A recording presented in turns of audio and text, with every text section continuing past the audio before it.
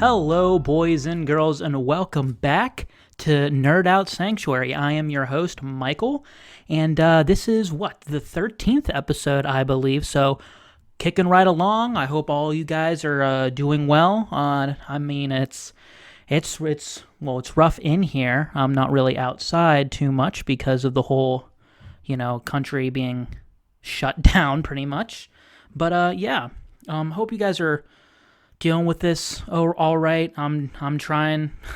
There's a lot of shit's been hitting the fan recently, hitting some bad news here and there, but it's not the end of the world type of stuff. So that's good. So I figured I'd record another episode for you guys. I love doing this, and I just want to say quickly that I love all you guys who are watching this.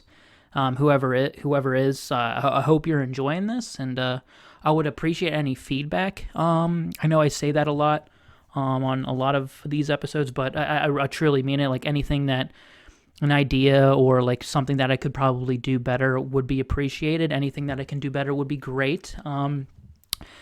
Without further ado, let's just I'm not gonna get right into the episode just yet, but like I said, I don't have paper notes in front of me. This is just a tablet with some couple bullet points that I have.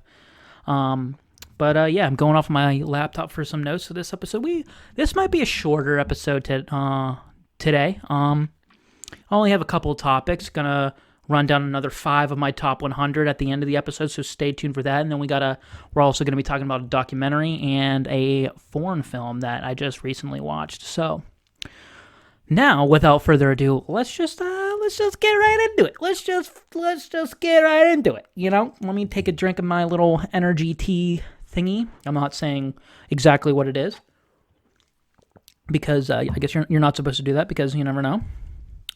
Might get a sponsorship. You never know. I mean, this is absolutely nothing on YouTube or on any of the platforms that I am on. That is Spotify, iTunes, and Google Play for any of your audio podcasting needs. And I'm also on YouTube, if you didn't know, if you're just listening to this. But if you're watching this, I'm on those podcasting platforms that I just previously mentioned.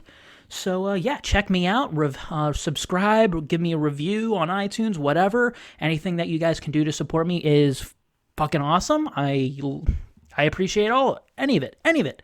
Literally any of it. Tell me how much I suck. I will still say thank you for giving me some constructive criticism.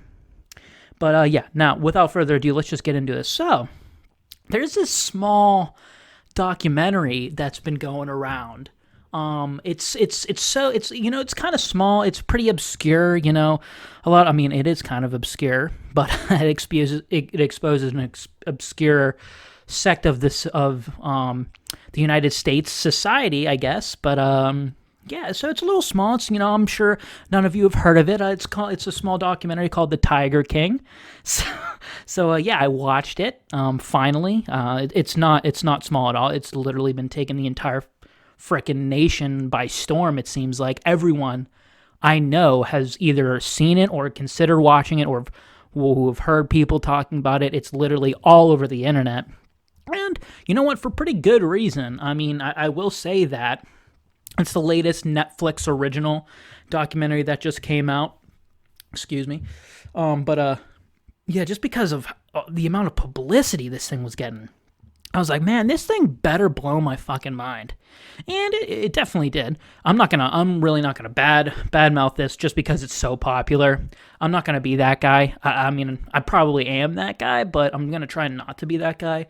I'm not gonna shit on this just because it's popular. Because it's a really well-made documentary. It's really well made. But if for some off reason that you have never heard of this documentary before, if you've literally been living under a rock, which is totally possible given the circumstances that we have today and in the world, it's kind of a look into this obscure personalities who own these exotic animals, or tigers, and have like tiger zoos. They're the main guy that we follow in this documentary. His name is Joe Exotic.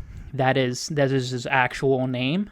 It was actually changed. His actual original name is actually kind of hard to pronounce, so him changing his name is actually not a bad idea.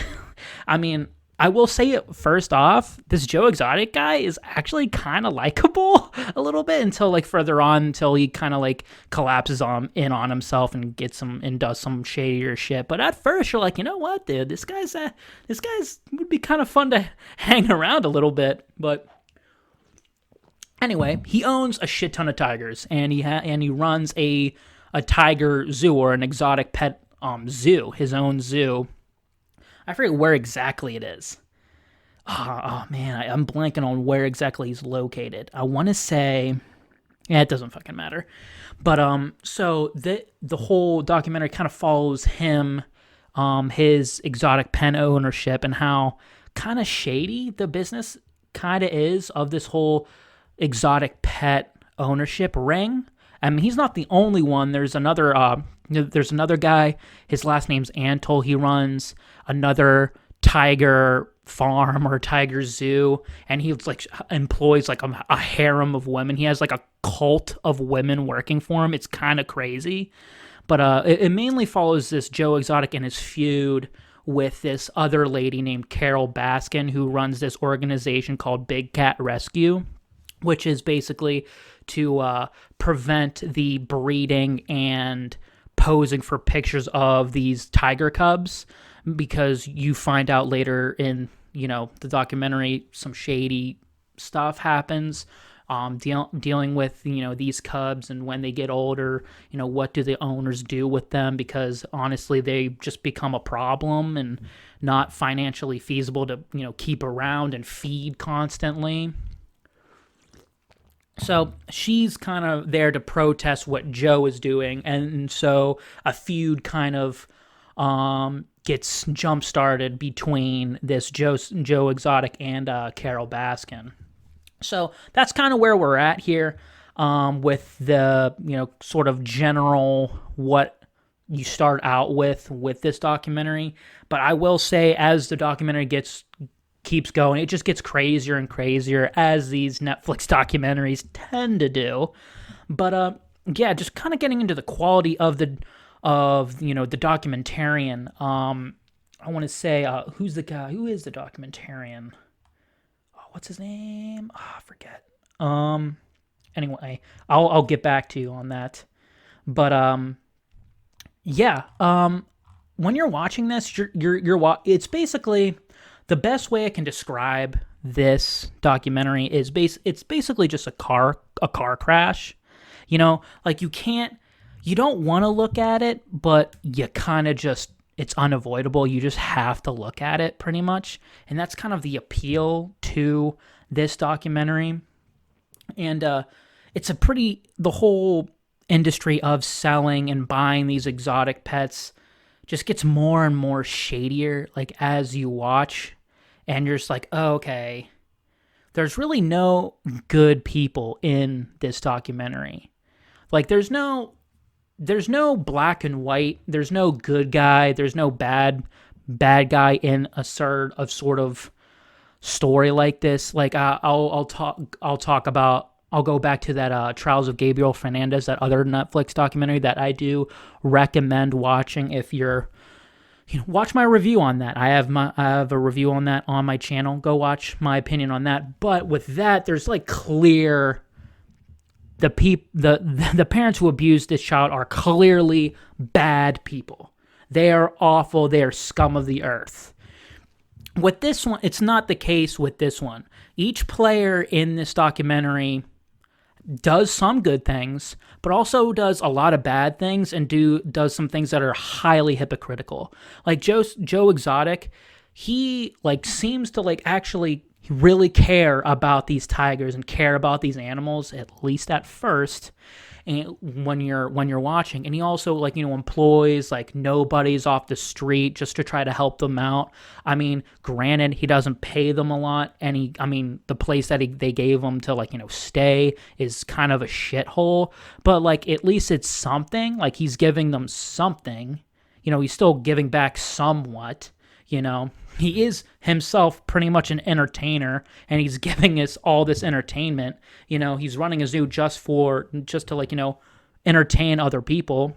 So I mean, he might have been in this exotic pet industry and running the zoo for good, noble reasons at first, but you kind of see how shit kind of hits the fan with that whole mentality, along with this feud that comes along later, and that leads into Carol Baskin, the head of this big cat rescue organization, who she kind of perceives herself as this sort of angelic type of personality where like she's the righteous one, she has all the moral high ground, and Joe Exotic's like down here, he's doing terrible things to these cats and these tigers and all these animals, and he's just the devil, when she's kind of doing the same thing. Like, I mean, she's taking cats, and Big Cat Rescue set up their own zoo, and they're doing the same thing that Joe's doing. I mean, probably not all the shady stuff about, like, that you'll find out in the documentary, but I mean, she's kind of a hypocrite. Plus, there's some shady stuff with her, like, with her background and who her husband was and what happened to her husband, and that there's a lot of loose ends with that. So she's kind of a shady personality herself, but she is doing good with the whole promoting regulation for these tiger cubs and breeding them, mass breeding them for financial gain, and that's pretty much it. Once they grow up to like be like 6 months, they're pretty much not profitable anymore. And a lot of these exotic pet owners who use these breeding techniques as financial gain for them, they pretty much just euthanize the tigers once they become not financially feasible to keep around because of how much they eat, how much food they need, cost of living, and all that. They're just like, fuck it, let's just kill them. It's cheaper. And people have been doing that, and you'll find out later, exactly who's been doing it. But so she is doing good, but she's not exactly a saint like she wants to, perceive herself as. And there's a lot of other players in this that you'll find out later that you watch it. There's 7 episodes. Each episode's around, I think, 40 minutes long. So it ends up being around like 5 hours. It's not a long watch. So if something like this definitely intrigues you, if you watch the trailer or hear me talking about it, and if it intrigues you, I would definitely check this one out. It is not bad. It is really good. It's a really well-made documentary. It's high quality. It's not biased at all. It shows pretty much every single angle that you can on people like this. Like it's not biased. It gives everyone their own due and shows the good and the bad of who they are and what they're doing and what they have done. So that is something that you have to appreciate with documentaries. I said this with my review of Trials of Gabriel Fernandez, where the documentarian takes this unbiased look, and with every piece of information that was presented to the documentarian or the people behind the documentary, they kind of come at it with skepticism, and they question all the facts, and they take it all in, and they present it in a non-biased way. That's something that maybe like Making a Murder kind of didn't do. I mean, I understand that Making a Murder is a really good, well done documentary, but you can't really refute the fact that it is kind of biased. So yeah. That's not here. I think the documentarians do a fantastic job with, capturing this world and letting us in on this really crazy world of exotic pet ownership, and it's insane. So, yeah, check it out. I mean, if the whole, it's not the greatest documentary I've ever seen, and that's kind of what I've been it's been hyped up as. I mean, this thing is immensely popular. It's like it's the top documentary in the world right now.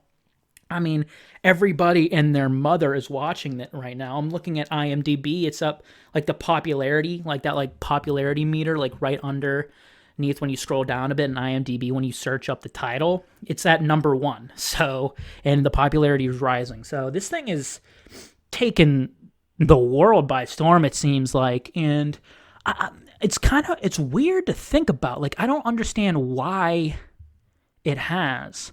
Like, it's kind of dumb. I'm kind of dumbfounded on why it is like that. Why it's, piqued the interest for everyone. I mean, I know the word of mouth is like, this shit is really fucking crazy and has a really eccentric personality behind it. And I mean, his name is Joe Exotic. Like, he's like a gay Southerner guy who owns tigers and has a bunch of guns, and he's always strapped up with a fucking gun on his belt. And he runs an exotic pet zoo, and he has like bleach blonde hair, and he has a mullet. Like, it's crazy. The dude is insane. I mean, he's not clinically insane probably, but like, he's an interesting person. Like, you cannot say he's not interesting. So there's that aspect to it. But I mean, it's just so weird how something like this gets like talked about so much. It's I mean, I will say it's probably, I kind of have a theory on why it's so popular. It's mainly because a lot of people, like I said before, it's like a car crash, or it's someone else's life falling apart. And I feel like a lot of people kind of, for some reason, the human race loves seeing, I mean, I don't know if they love seeing people's lives fall apart, but they're intrigued by it, and they always have to watch it, and it's always entertaining to watch. I don't know why it is. I'm like that. I mean, I watched this, and I had fun watching it. I found it highly entertaining. It was an entertaining documentary because it was crazy, And life is like that, and a lot of people's lives end up being like that. And all we do as a general public is just kind of watch it happen, and we can't take our eyes off of it. The main character, Joe Exotic, has this really powerful line at the beginning and the very end of the documentary, and he says, why animals, I don't know if it was animals, or tigers die in a cage. It's not that, their soul dies. It's because their soul dies when they're held in captivity. So it's just like, well, then why were you doing it in the first place, Joe? Like, what? And what the hell? I mean, the show, the documentary holds up, like, encompasses the whole hypocrisy with everyone involved with this situation. That's Joe, that's Carol, that's everyone involved, really. And it also just kind of highlights everyone else's hypocrisy as well. The reason why this is probably so popular is because people just love, or they enjoy seeing someone fall, maybe. And that's just that's brought forward with the whole dynamic between Carol and Joe and their feud with one another. And it's just, it also accentuates the fact that they were unwilling to look at themselves, Like, Carol's unwilling to look at herself being such a hypocrite with this whole big cat rescue when she, like, takes this whole crazy cat lady to a whole nother level, And, Joe's unwilling to look at himself and being like, maybe I'm taking this whole Carol Baskin feud a little too far. Maybe I should focus on, my actual zoo and the tigers that I have, instead of abandoning that and just trying to take down this one chick who's trying to take me down, So I believe that's kind of why the documentary is so popular. It's because people are just unwilling to look at themselves, but they would rather see someone else go down. They'd rather see someone else fall than watching themselves gradually fall because of it. So I think that's why. I think it's definitely a big message to be taken when watching this, and it's just, once in a while, you just kind of have to look at yourself in the mirror and kind of, say to yourself, is this what I really should be doing? Is this really me? Like, what am I getting out of my actions? Am I treating people right? Am I doing the right things? Like, really self-analyze yourself. And I do that a lot, and I think it definitely helps, especially with, interactions with others and how you're perceived. So I think that's just kind of the main message that you need to take out of like a documentary like this. And it is very good, and I'd highly recommend it. But I mean, let's all just calm down with the whole holy shit, the Tiger King type of stuff. Like, let's just relax a little bit. It is a great documentary, and Joe Exotic is a very interesting man, and this is a very interesting story, but let's all just calm down a little bit. So, going on to the next topic, I watched another thing on Netflix, a Netflix original film that was recently released on Netflix, but it's a little different. It's a foreign film, actually. It's spoken in Spanish. You're given the option to like watch it dubbed, but like it's really weird doing that. Like, it's another thing to do that with anime, because like the anime, characters, their like mouths just kind of go up and down. There's no like actual verbal inflections that you can detect by watching like the characters' mouths. But like when it's live action, it's like, I can't do this. It's really weird. So I mean, we just watch it and read the fucking subtitles. I know it's hard. I know it probably draws a lot of people off, but let's just talk about this film. It's called The Platform, and you can stream it on Netflix right now. If you're unfamiliar with The Platform, the basic plot of it, I would kind of consider it a concept film. Kind of how The Purge is kind of a concept. It takes a concept and makes a film about it. Like The Purge, what if there was one night a year where all crime was legal, including murder? Okay, interesting concept. But that's kind of a bad example, because it's kind of a shitty film, because they take this really interesting idea and they just create a generic shitty slasher horror film out of it. This one's different. I think it's a really good concept film, sort of kind of like a Saw, or I don't know why this is coming to mind, but a film called Circle, which I think is on Netflix. I watched it on Netflix. It's about 32 people are in a room, and every 10 minutes someone gets offed, someone dies, and actually everyone in the room can actually vote who it is next, which is a really interesting concept. And I think they pull it off well, and I think they pull off this concept well. So let me just get around to what the concept is.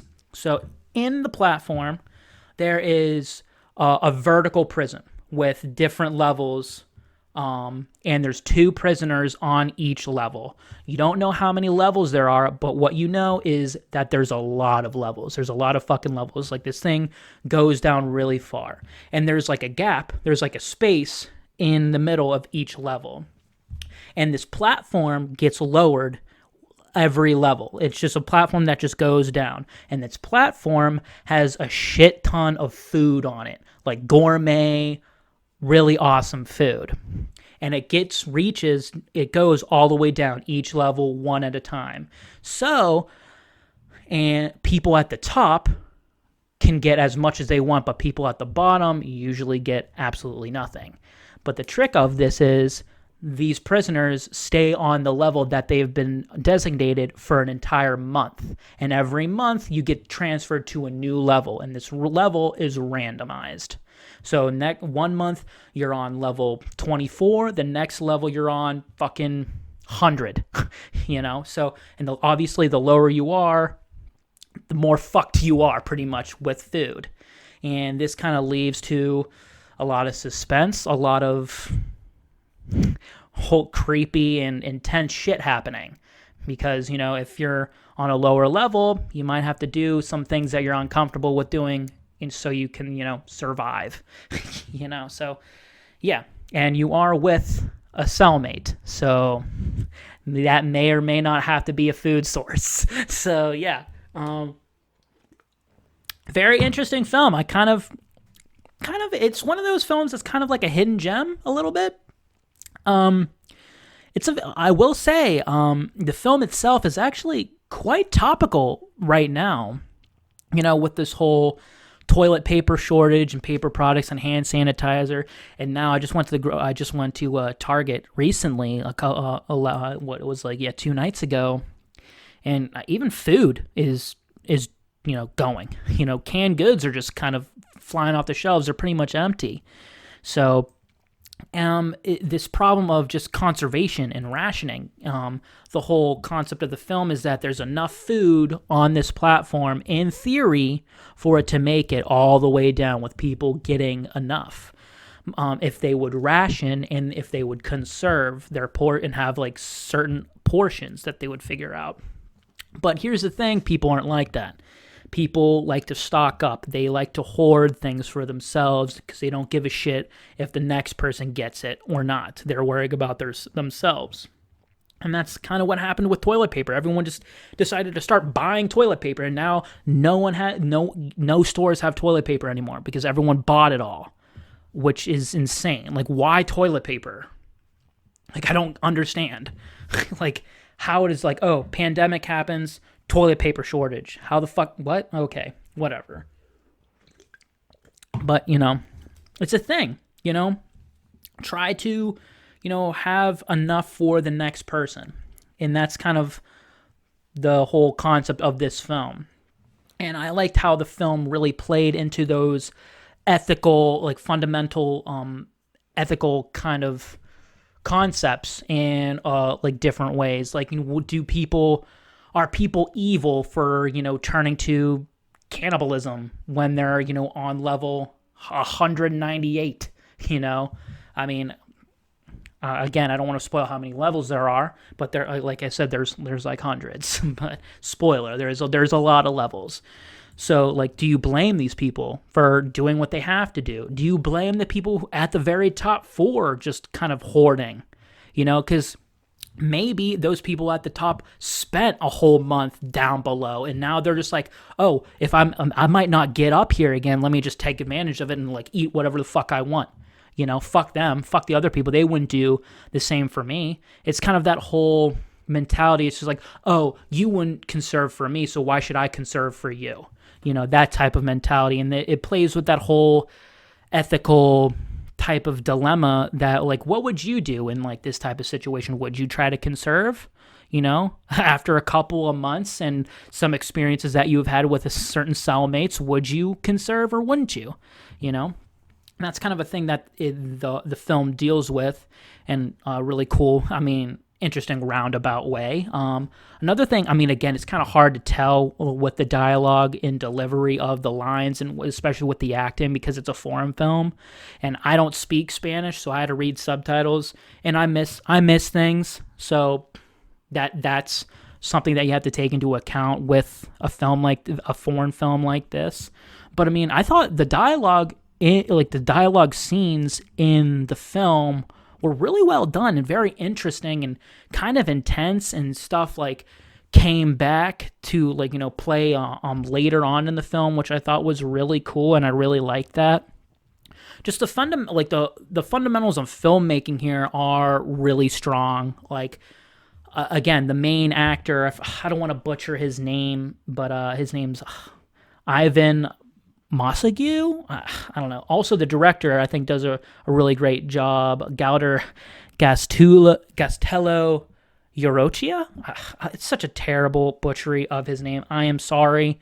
But, the acting, I think, is spot on from everyone involved. The cinematography is really good. The lighting is particularly good, and so is the sound design. I think the sound design really, I mean, again, I watch my films with like really high quality headphones, so I can I pick up on all that stuff. But the sound design was really cool. I liked that a lot, especially when like people are eating, when they're like kind of just like slurping on whatever they're doing. That's kind of, it just like kind of makes the whole atmosphere of the film just disturbing and like puts you on edge. So that's definitely something that was kind of important. I think the sound was very important.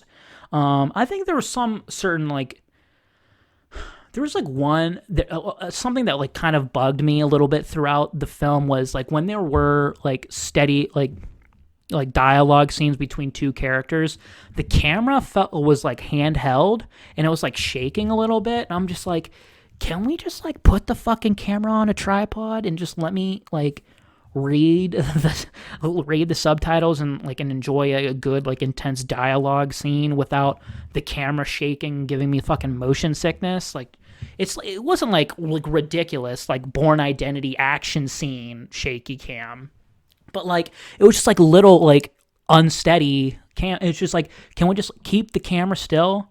Like I think there was certain like I'm like say maybe when they're two characters are talking to one another, they're like talking to each other from across the cell, across this platform.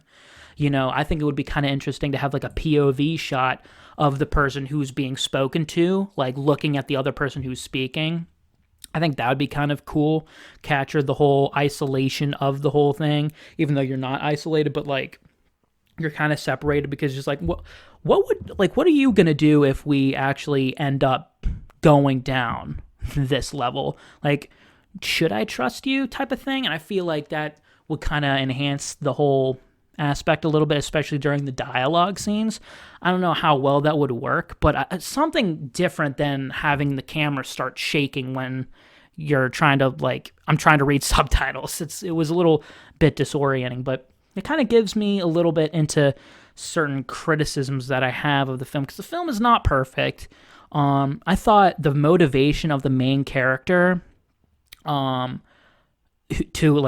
goes in the prison, like his motivation, he actually volunteers to go into the hole or this vertical prison, and I guess it's for some like educational diploma that he's getting after his 6 month stay in the hole or this prison.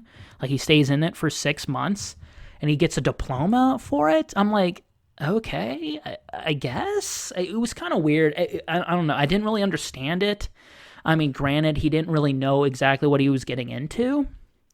But yeah, obviously he regretted it once, he experienced it.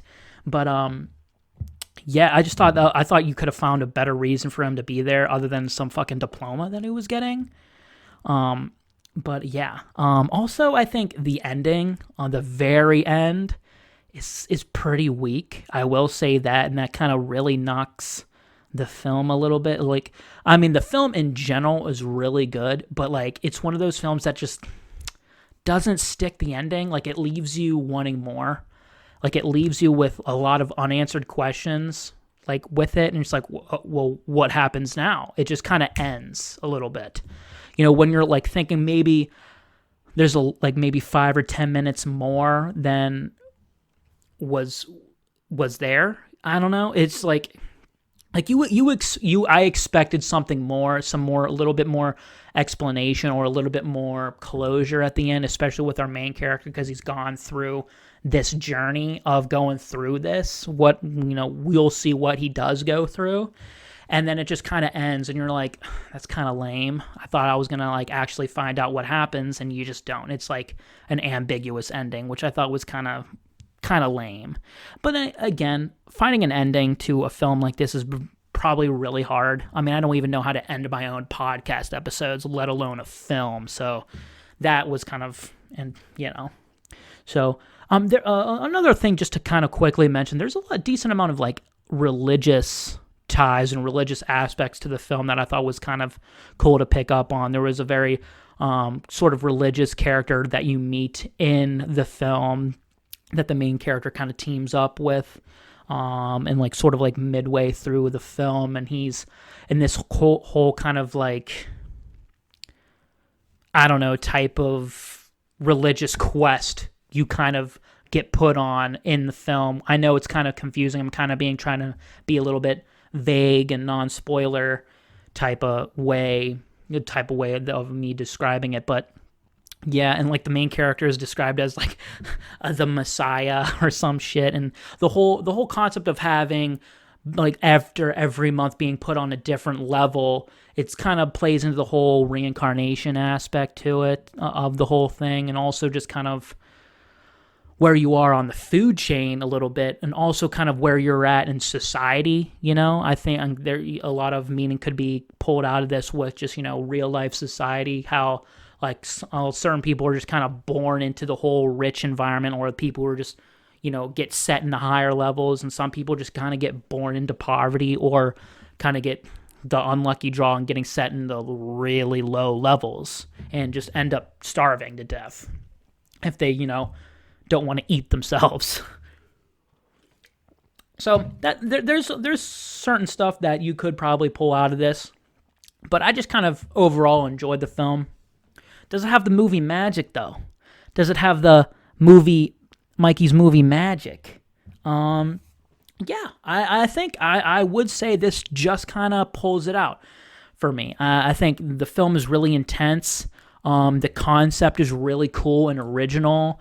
It plays with a lot of ethical dilemmas that I thought was very interesting and kind of really cool to kind of see, like, oh, what would I do here? Type of deal. The action, what is there, is really intense.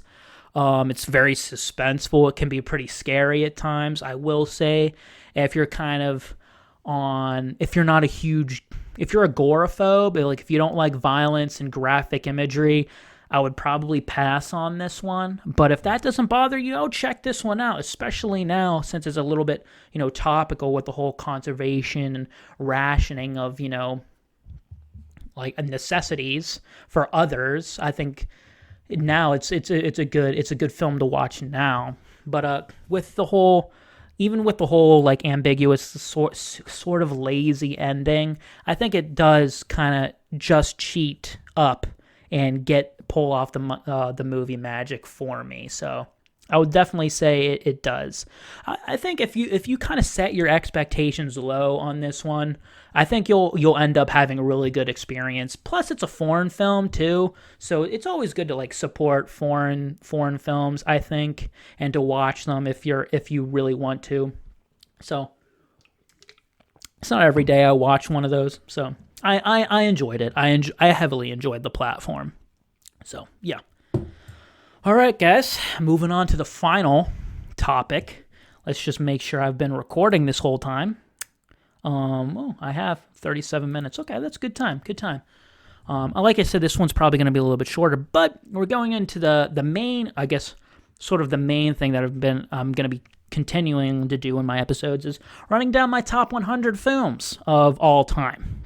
So with this, a couple disclaimers. All these movies, like I said before in my previous, when I talked about 100 through 96, is that all these movies in this top 100 have the movie magic. I don't need to say it every time. These are not in-depth reviews that I usually do. I'm just going to be quickly talking about these films, running them down a list, and just kind of telling you why I love them, if they're going to rise in the future or fall in my top 100 later.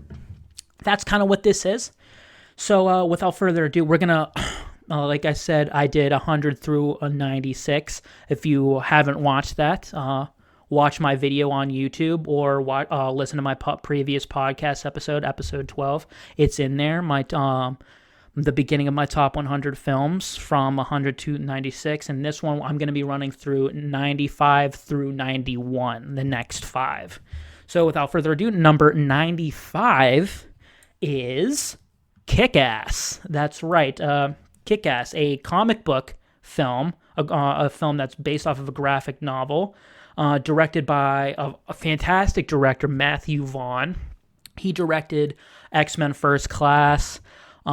He recently did the first Kingsman film. He's done other things that I'm kind of blanking on, but I think Kick-Ass might be his best film. It's definitely my favorite film of his. It stars... Oh gosh, excuse me. Hold on. It stars Aaron Taylor Johnson. He played Quicksilver in the Avengers movies and the Marvel movies. He's been in other stuff. You know who he is, but he's mainly known for this one, I think. I always see him as Kick-Ass. Nicolas Cage is in it. Christopher Mintz-Plasse, McLovin from Superbad's in it. Mark Strong. Chloe Grace Moretz, she plays Hit Girl. She's probably the best part of the film. I think probably what I love about this one is that it takes the comic book genre and kind of turns it on its head a little bit and just has like, oh, real life ordinary people just decide to become superheroes. And that's kind of what you have. That's what Kick-Ass is. He just decides to become a superhero. He just decides to become Kick-Ass. and you have other heroes and other people, and it's hilarious. The action is surprisingly really good. Nicolas Cage has just never been better ever. Nicolas Cage is hilarious. He's all Nicolas Cage, and he's like a Batman ripoff. It's hilarious. Chloe Grace Moretz, I think she's like, I don't know, 14, maybe younger in this film, and she's swearing. She's saying a bunch of swear words, which is hilarious. It's super violent. It's super comic book-esque, mainly because it's based off of a graphic novel, and I just love it. I think it's amazing. So if you haven't checked Kick-Ass out, I will definitely check Kick-Ass out. It's a great time. It's just a good time. I would describe it as a really great time. So moving on to number 94, we got A Few Good Men. That's right, A Few Good Men, starring Tom Cruise when he was pretty young. We got Jack Nicholson, Demi Moore, Kevin Bacon's in it, Kiefer Sutherland's in it for a little bit, but yeah, classic film. It's like it's a military drama, military courtroom drama, which is it's a pretty big movie. I mean, I don't think I really need to describe exactly what happens in A Few Good Men, because I think most of you have heard of Few Good Men. You've definitely heard some very iconic lines. You can't handle the truth. Like that line comes from this film. So it's one of the best courtroom dramas I think I've ever seen, and I'm definitely a fan of that genre. And I think Tom Cruise is amazing. I love Tom Cruise. I also love Jack Nicholson, so that's always great. It's a great time. I love A Few Good Men. Could it fall? Could Kick-Ass and Good Men fall? Probably not. I would say I'm probably gonna keep both of these in the top 100. I think both of these films are great. But yeah. Could it rise? Could this one rise in the future? I don't know. It depends. We'll see. Probably not. I would say up until like number 60 in my top 100.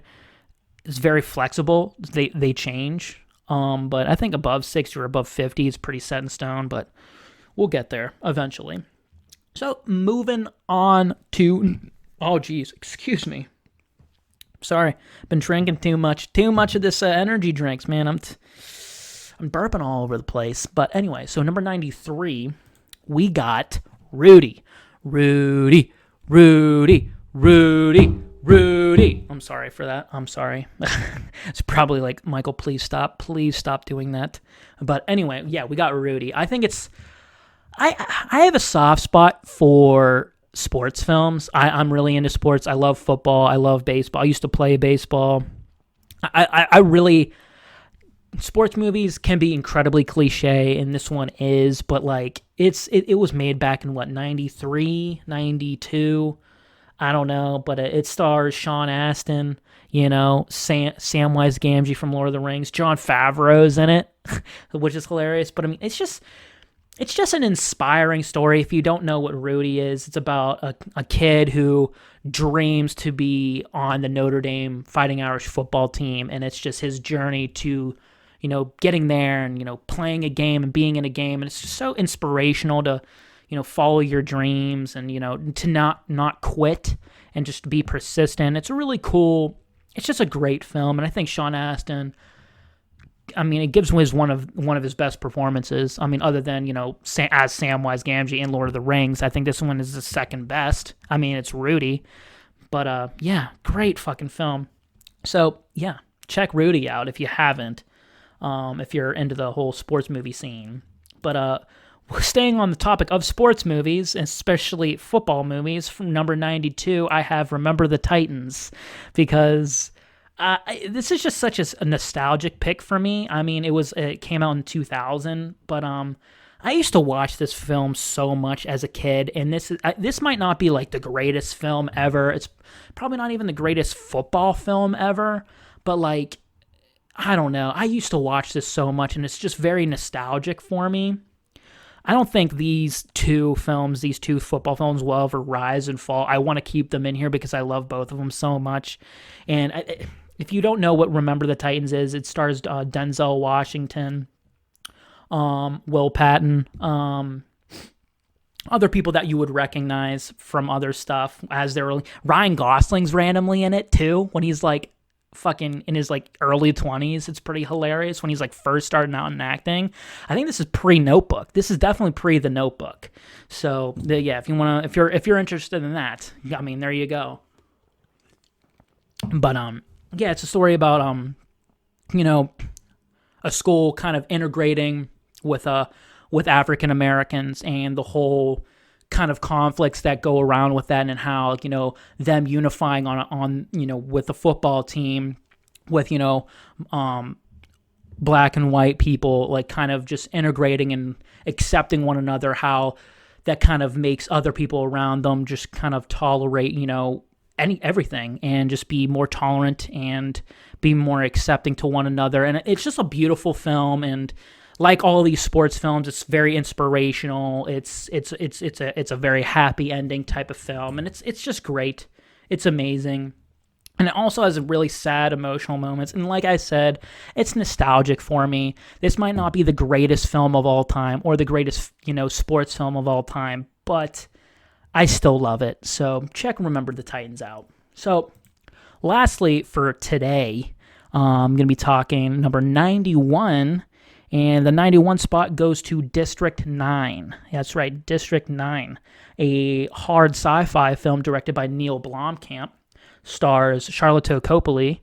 If you don't know who that is, you probably recognize him.